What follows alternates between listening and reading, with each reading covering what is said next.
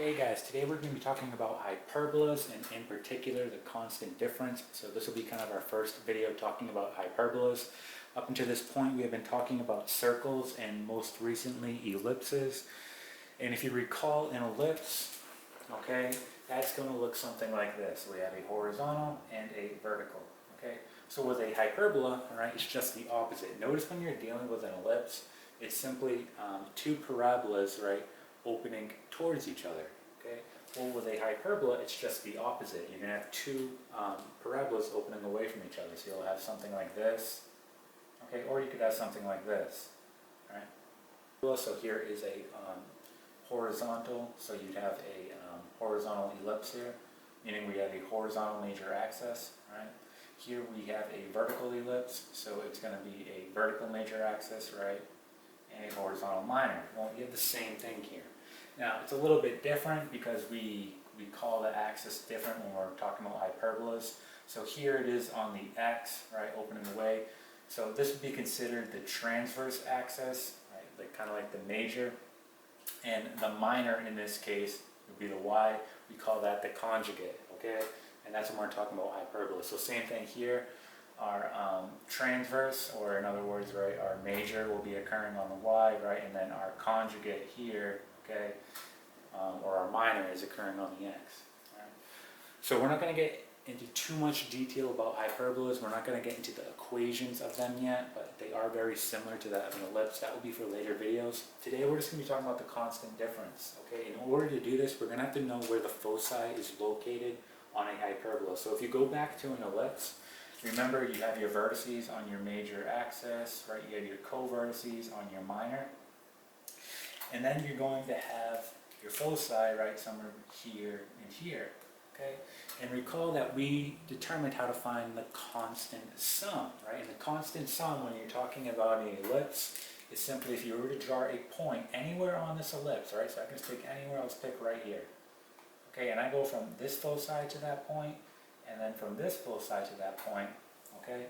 When I add this distance plus this distance, it will be constant, right, no matter where I draw this point. So I could draw it down here, right, do the same thing. When I add those distances, it's going to be the same no matter what, right? That's called the constant sum. Well, when you're dealing with a hyperbola, it's just the opposite. You're doing the constant difference, okay? So if we go to this type of hyperbola here, we have to label some parts here. Well, here is going to be your vertices occurring on your transverse axis, or right, your major, okay?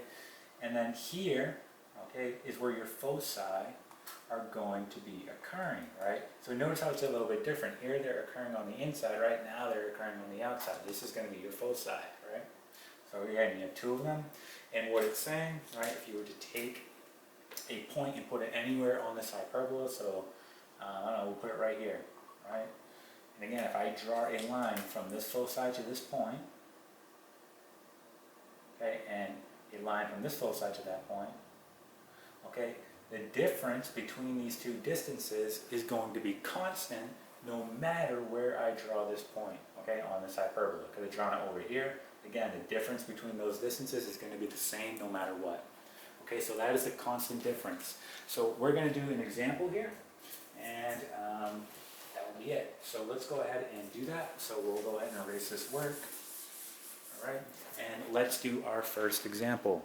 Okay guys, so here is our first example, and notice that we're given both foci, okay, and we're given a point on the hyperbola.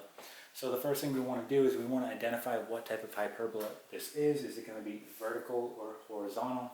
And remember, the foci gives that information away, because remember, the foci is always going to occur on the major axis. In this case, it's going to be called the transverse axis, since we're dealing with hyperbolas. Okay, so this is going to be vertical, meaning we have something like this. Okay, so it's vertical, and our foci is going to be here and here. Okay, we can go ahead and label this. This is going to be 0, 10. This is 0, negative 10. And let's go ahead and just put our point on there. Okay, so assuming that this is going to be our quick graph on here. Right. We're going to put it on at 6 comma 7.5. All right, so we'll just say that puts us somewhere around here. All right, again, it doesn't have to be perfect. This is more for an illustration. All right, and we'll go ahead and put that point on. So 6, comma 7.5. Right.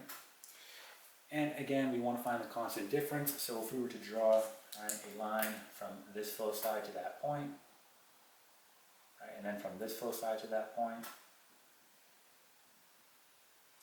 okay, the difference between these two distances is going to be called your constant difference. Okay, and remember that will be the same no matter where you draw this point on this hyperbola.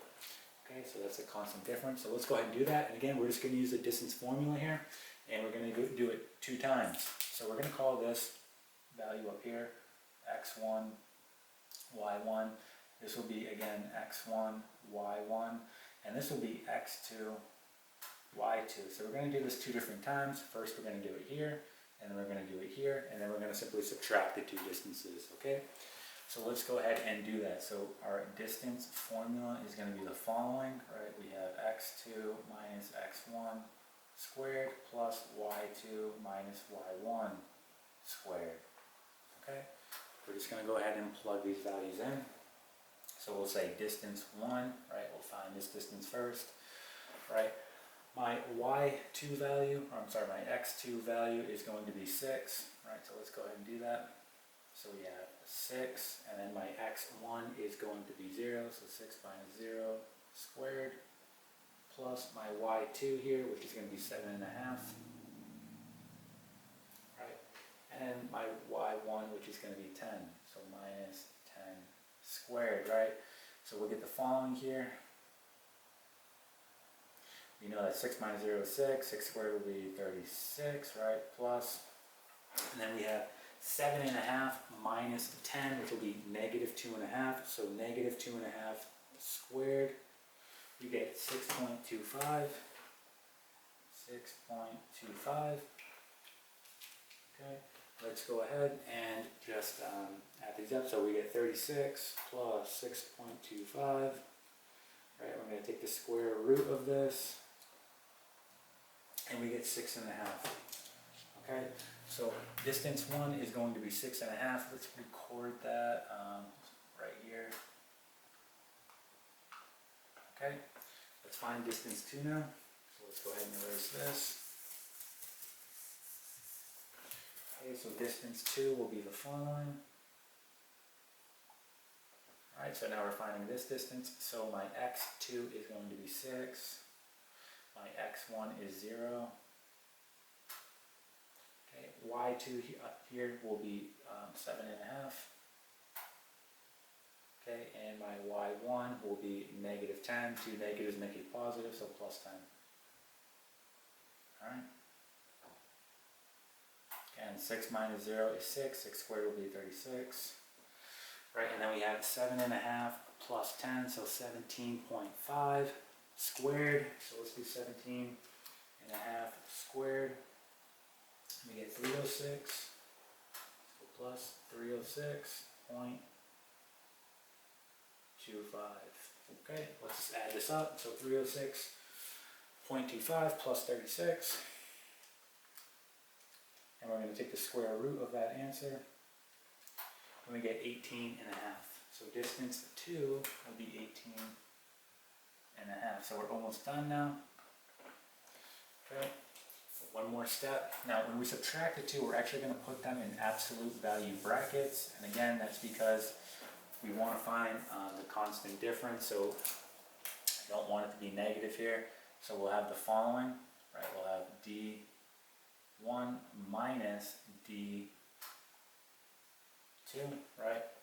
All in absolute values. Let's just plug it in. So we get 6.5, right? Minus 18.5, right? So if you do 6.5 minus 18.5, right? You're going to get negative 12, but the absolute value of negative 12 is going to be, well, 12. So our constant difference here, okay, is going to be 12. So that will be our final answer. This is the constant difference. Okay? All right, and that is it.